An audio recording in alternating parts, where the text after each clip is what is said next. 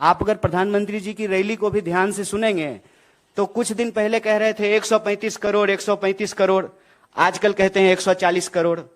तो ये 135 करोड़ से 140 करोड़ हम कैसे हो गए हैं? क्या सचमुच 140 करोड़ हुए हैं कि 139 करोड़ ही हो रहे हैं? ये आंकड़ा तो सरकार को इकट्ठा करना चाहिए, सरकार को ये आंकड़ा जारी करना चाहिए।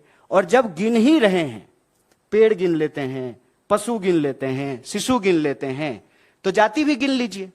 आज देश को आखिर पता तो चले कि किस वर्ग के लोगों की वास्तविक हालत क्या है।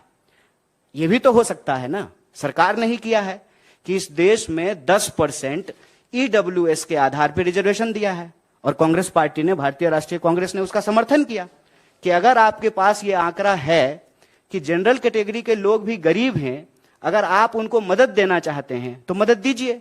सरकार यह भी डेटा इकट्ठा करती है कि गरीबी रेखा से नीचे कितने लोग रह रहे हैं, इसके आधार पे आप बीपीएल कार्ड जारी करते हैं, इसके आधार पे आप उनको खाद्यान्न सुरक्षा देते हैं, इसके आधार पे आप प्रधानमंत्री आवास योजना के तहत उनको घर बना करके देते हैं। तो किसी भी सरकार के लिए आंकड़ा का होना जरूरी है।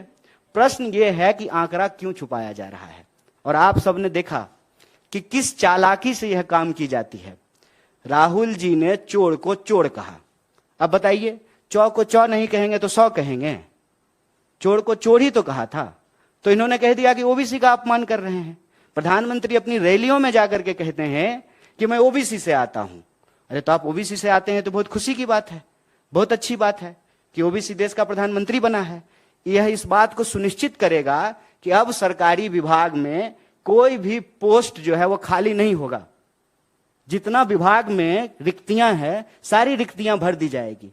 लेकिन रिक्तियां भरने से पहले यह जानकारी तो हो कि इस देश में लोगों की वास्तविक हालत क्या है, उनकी सामाजिक स्थिति क्या है, उनकी आर्थिक स्थिति क्या है, उनकी जातीय स्थिति क्या है।